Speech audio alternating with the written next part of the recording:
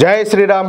అందరికీ నమస్కారం. Welcome to news అఖండ. నేను మీ కస్తూరి శ్రీధర్. మిత్రులారా, అదే విచిత్రమో కానీ ఏది మింగడానికి తిండి లేనటువంటి పాకిస్తాన్కు మొదటి నుంచి కూడా అమెరికా అన్ని రకాలుగా సాయం చేస్తూ వస్తుంది. అసలు ఆ పాకిస్తాన్లో ఏం ఉండదని చెప్పేసి అమెరికా పాకిస్తాన్కి సాయం చేస్తుందో అర్థమే కావడంలే. వాళ్ళు ముందుగానే మింగన మెతుకులేని వాళ్ళు దరిద్రముడాగుడులు.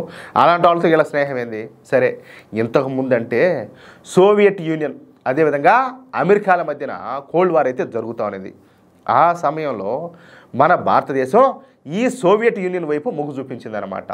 సోవియట్ యూనియన్ కూడా మన భారతదేశాన్ని ఆదరించింది, మన భారతదేశాన్ని తగిన విధంగా గౌరవించింది, మనకు అన్ని విధాలుగా సాయం చేసింది కూడా. సరే, మనము ఈ సోవియట్ యూనియన్ వైపు తిరగడంతో ఇక మన శత్రు దేశం అటువంటి పాకిస్తాను అమెరికా గ్రూప్లో చేరిపోయింది. ఇంతవరకు బాగానే ఉన్నది.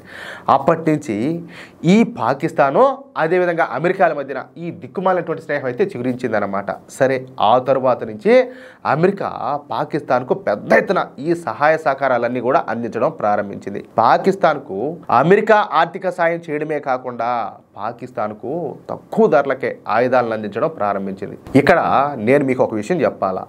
పాకిస్తాన్ తాను కొనే ప్రతి ఆయుధాన్ని కూడా ఎక్కువ పెట్టేది వచ్చేసి మన భారతదేశం మీదనే. అవునా కాదా? అంటే పాకిస్తాన్కు ప్రపంచంలో శత్రు దేశం ఏది అంటే మొట్టమొదటి చెప్పేది మన భారతదేశం పేరే. అంటే వాళ్ళు ఆర్థికంగా బలపడినా, రక్షణ రంగ పరంగా బలపడినా, వాళ్ళు ఎంత బలపడినా కూడా వాళ్ళ టార్గెట్ ఎవరంటే భారతదేశమే. అవునా కాదా? ఆ విషయం అమెరికాకు కూడా తెలుసు. అయినప్పటికీ ఈ అమెరికా ఏం చేసిందంటే పాకిస్తాన్కు డిస్కౌంట్లో ఈ ఆయుధాలన్నింటినీ కూడా అమ్ముతా ఉన్నది. అంటే మన దేశాన్ని నాశనం చేయాలని చెప్పేసి అప్పట్లోనే అమెరికా అయితే ప్రయత్నించింది. మీకు ఏమైనా డౌటా? ఇంత మించిన క్లారిటీ ఏమున్నది? సరే, అప్పటి పరిస్థితులు వేరు కాబట్టి అమెరికా ఆ విధంగా చేసింది అనుకోవచ్చు. కానీ ఇప్పుడు అమెరికాకి ఏం మాయరోగం వచ్చింది? ఇప్పుడు అమెరికా భారతదేశాలు ఏదా మిత్ర దేశాలుగానే ఉంటున్నాయి. అయినప్పటికీ అమెరికా ఇప్పుడు కూడా పాకిస్తాన్కి సాయం చేస్తానే ఉన్నది. ముఖ్యంగా ఈ తలకు మాసిన ఏదా నీచ నికృష్టమైనటువంటి ఈ డొనాల్డ్ ట్రంప్ వచ్చిన దగ్గర నుంచి అమెరికాకు పాకిస్తాన్ పైన ప్రేమ అయితే పొంగుకొని వచ్చింది. ఈ డొనాల్డ్ ట్రంప్ ఈ మధ్యన మనం రష్యా నుంచి ముడి చమురు కొనుగోలు చేస్తామని చెప్పేసి మన భారతదేశం మీద 50% పన్నులు అయితే విధించాడు.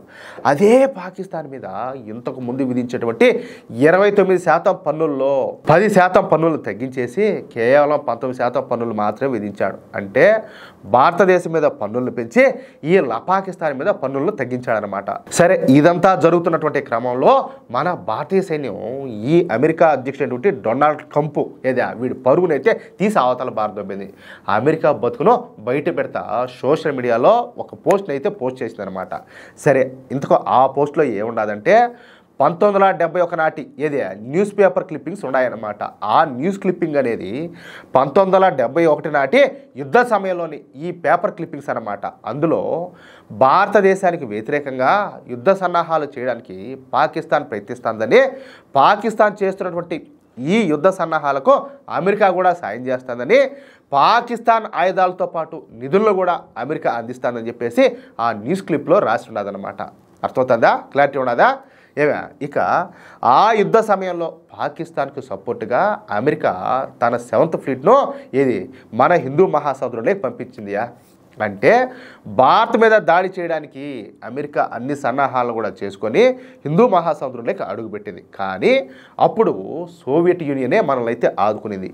ఈ సోవియట్ యూనియన్ అప్పుడు ఫుల్లీ లోడెడ్ న్యూక్లియర్ సబ్మెరైన్ను భారత్కు సపోర్ట్గా పంపించేది. చూడండి, ఇక ఆ సోవియట్ యూనియన్ పంపించేటువంటి న్యూక్లియర్ సబ్మెరైన్ చూసినటువంటి అమెరికా నేవీ ఫ్లీటు దెబ్బతో హిందూ మహాసముద్రాన్ని వదిలిపెట్టి పారిపోయింది. ఇది ఆ న్యూస్ క్లిప్పింగ్ యొక్క సారాంశం. అంటే రష్యా మాకు దశాబ్దాల నుంచి స్నేహంగా ఉంటా వస్తుంది, కానీ అమెరికా మాత్రం తీవ్రవాద దేశమైనటువంటి పాకిస్తాన్కు 1971 నుంచే సాయం చేస్తూ వస్తుంది. మరి అమెరికా పాకిస్తాన్ వదులుకోనప్పుడు మేమెందుకు రష్యాను వదులుకుంటాము అనే అర్థం వచ్చేటట్టు ఈ పోస్టును పెట్టి మన భారతీయ సేనలో అమెరికా పరువును అరేబియా సముద్రంలో కలిపి పారదొబ్బినారు. అర్థమవుతుందా?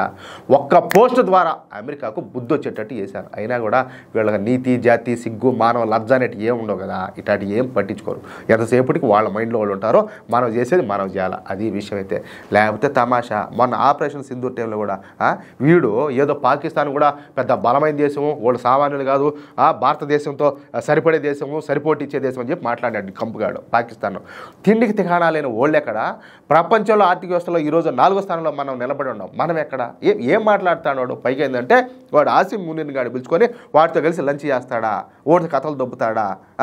ఏంది ఇదంతానా? అటప్పుడు మన శత్రువుకు సాయం చేసేవాడు వాడు మన శత్రువు అవుతాడు, కానీ మన మిత్రుడు ఎట్టవుతాడు? ఇప్పుడు టర్కీ వచ్చేసి వాడు సాయం చేసింది, అజర్బైజాన్ వచ్చేసి వాడు సాయం చేసింది. అదేవిధంగా అమెరికా వాడు కూడా ఇప్పుడు సపోర్ట్ చేస్తున్నాడు. వాళ్ళు మన శత్రువులు అవుతారు, కానీ వాళ్ళు మిత్రులు ఎట్టవుతారు మనకు?